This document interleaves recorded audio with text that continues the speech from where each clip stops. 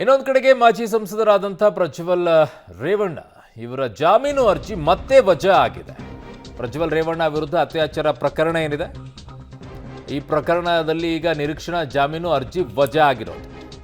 ಪ್ರಜ್ವಲ್ ಜಿಲ್ಲಾ ಪಂಚಾಯಿತಿ ಸದಸ್ಯೆ ಅತ್ಯಾಚಾರ ಪ್ರಕರಣದ ಅರ್ಜಿ, ಅದರಲ್ಲಿ ನಿರೀಕ್ಷಣಾ ಜಾಮೀನನ್ನು ಸಲ್ಲಿಕೆ ಮಾಡಿಕೊಂಡಿದ್ರು.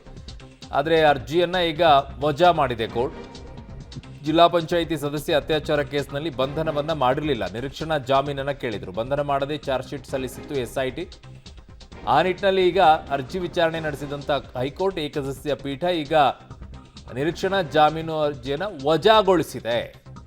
ಹಾಗಾಗಿ ಈಗ ಪ್ರಕರಣಗಳು ಎಷ್ಟಿದ್ದಾವೆ, ಒಂದೊಂದು ಪ್ರಕರಣದಲ್ಲೂ ಕೂಡ ಜಾಮೀನನ್ನು ಪಡ್ಕೊಳ್ಬೇಕಾಗತ್ತೆ. ಹಾಗಾಗಿ ಈಗ ಯಾವ ಪ್ರಕರಣದಲ್ಲೂ ಕೂಡ ಈಗ ಸದ್ಯಕ್ಕೆ ಇಲ್ಲ.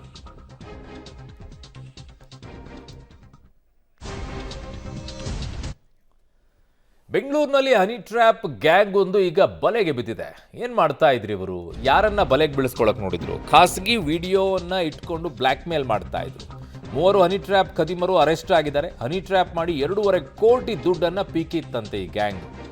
ಕೇಂದ್ರ ಸರ್ಕಾರಿ ನೌಕರರಿಗೆ ಹನಿ ಟ್ರ್ಯಾಪ್ ಅನ್ನ ಮಾಡಿತ್ತು ಈ ಗ್ಯಾಂಗ್.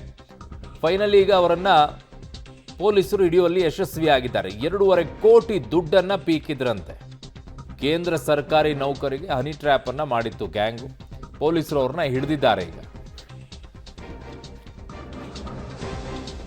ಬೆಂಗಳೂರಿನಲ್ಲಿ ಹನಿ ಟ್ರ್ಯಾಪ್ ಗ್ಯಾಂಗ್ ಅನ್ನ ಹಾಕಿ ಬಲೆಗೆ ಬಿದ್ದಿದೆ. ಖಾಸಗಿ ವಿಡಿಯೋವನ್ನ ಇಟ್ಕೊಂಡು ಬ್ಲ್ಯಾಕ್ ಮೇಲ್ ಅನ್ನ ಮಾಡ್ತಾ ಇದ್ದಂಥ 3 ಹನಿ ಟ್ರ್ಯಾಪ್ ಖದೀಮರನ್ನ ಈಗ ಅರೆಸ್ಟ್ ಮಾಡಿದ್ದಾರೆ. ಸೊ ಹನಿ ಟ್ರ್ಯಾಪ್ ಮಾಡಿ 2.5 ಕೋಟಿಯನ್ನ ದುಡ್ಡನ್ನ ಪೀಕಿತ್ತು ಈ ಗ್ಯಾಂಗು. ಈಗ ಫೈನಲಿ ಇವರನ್ನ ಪೊಲೀಸರು ಹಿಡಿಯುವಲ್ಲಿ ಯಶಸ್ವಿಯಾಗಿದ್ದಾರೆ. ಕೇಂದ್ರ ಸರ್ಕಾರಿ ನೌಕರ ಹನಿ ಟ್ರ್ಯಾಪ್ ಅನ್ನ ಮಾಡಿತ್ತಂತೆ. ನನ್ನ ಸಹೋದ್ಯೋಗಿ ಕ್ರೈಮ್ ಬ್ಯೂರೋಯಿಂದ ನರಸಿಂಹಮೂರ್ತಿ ಗವಿನಾಗಮಂಗಲ ಸಂಪರ್ಕದಲ್ಲಿ ಸಿಗ್ತಾ ಇದ್ದಾರೆ. ನರಸಿಂಹಮೂರ್ತಿ, ಏನಿದೆ ಈ ಪ್ರಕರಣದ ಬಗ್ಗೆ ಮಾಹಿತಿ? ಅರುಣ್ ಬಡಿಗೇರ್ ಕಳೆದ 2.5 ವರ್ಷಗಳಿಂದ ಕೇಂದ್ರ ಸರ್ಕಾರದ ಉದ್ಯೋಗಿ ಒಬ್ಬರು. ಅವರಿಂದ ಸುಮಾರು 2.5 ಕೋಟಿಗೂ ಹೆಚ್ಚು ಹಣವನ್ನು ಕಿತ್ತಿದ್ದಾರೆ. ಅಂದರೆ ಮೊದಲಿಗೆ ಇವರು ಆರ್ ಟಿ ನಗರದ ಜಿಮ್ ಒಂದಕ್ಕೆ ಹೋದಂತಹ ಸಂದರ್ಭದಲ್ಲಿ ಅಲ್ಲಿ ತಬ್ಸುಮ್ ಬೇಗಂ ಅಂತೇಳಿ ಒಬ್ಬ ಮಹಿಳೆಯ ಪರಿಚಯವಾಗುತ್ತೆ. ಆಕೆ ಎಲ್ಲೋ ಒಂದು ಕಡೆ ಒಂದು ರೀತಿಯ ಮಾತುಕತೆಗಳನ್ನು ಆಡಿ ಈತನನ್ನು ಬುಟ್ಟಿಗೆ ಬೀಳಿಸ್ಕೊಂಡು ಮತ್ತು ಇವರ ಖಾಸಗಿ ಕ್ಷಣದ ಕೆಲ ಫೋಟೋಗಳೇನಿತ್ತು ಅದನ್ನು ತೆಗೆದುಕೊಂಡಿದ್ದಾರೆ ಅನ್ನೋ ಮಾಹಿತಿಗಳಿದ್ದಾವೆ.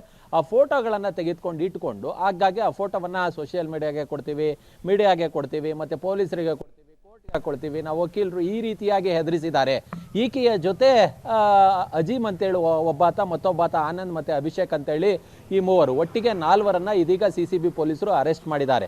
ಕೊನೆಗೆ ಯಾವಾಗ 2.5 ಕೋಟಿ ಹಣವನ್ನು ಕೊಟ್ಟು ಸಾಕಾಯಿತು, ಕಳೆದ 2.5 ವರ್ಷಗಳಲ್ಲಿ ಈತನಿಂದ ಹಣವನ್ನು ಕಿತ್ತರು. ಅದಾದ ಬಳಿಕ ಆತ CCB ಪೊಲೀಸರನ್ನ ಅಪ್ರೋಚ್ ಆಗಿದ್ರು. ಇದೀಗ ಆ ದೂರಿನ ಆಧಾರದ ಮೇಲೆ 4ರನ್ನ ಬಂಧಿಸಿ ಜೈಲಿಗಟ್ಟುವ ಕೆಲಸವನ್ನ ಪೊಲೀಸರು ಮಾಡಿದ್ದಾರೆ. ಅರುಣ್. ಓಕೆ ನರಸಿಂಹಮೂರ್ತಿ, ನಿಮ್ಮೆಲ್ಲ ಮಾಹಿತಿಗೆ ಧನ್ಯವಾದಗಳು. ಪ್ರೊಫೆಸರ್ ಅಂತೆ ಅವರಿಂದ ಈ ರೀತಿಯಾಗಿ ದುಡ್ಡನ್ನು ಪೀಕಿರೋದು ಕೊಟ್ಟು ಅವ್ರಿಗೂ ಸಾಕಾಗಿದೆ. ಆಮೇಲೆ ಕೇಸನ್ನು ಕೊಟ್ಟಿದ್ದಾರೆ. 2.5 ಕೋಟಿ ಅಂದರೆ ಸಾಮಾನ್ಯನ? ಇದೇ ಪ್ರೊಫೆಸರ್ಗಳಿಗೂ 2.5 ಲಕ್ಷ ಪ್ರತಿ ತಿಂಗಳು ಕೂಡ ಸಂಬಳ ಇದೆ, 2.5-3 ಲಕ್ಷ. ಸೊ ಹಾಗಾಗಿ ಕೊಟ್ಟಿದ್ದಾರೆ, 2.5 ಕೋಟಿಯವರೆಗೂ ಕೂಡ ಕೊಟ್ಟಿದ್ದಾರೆ.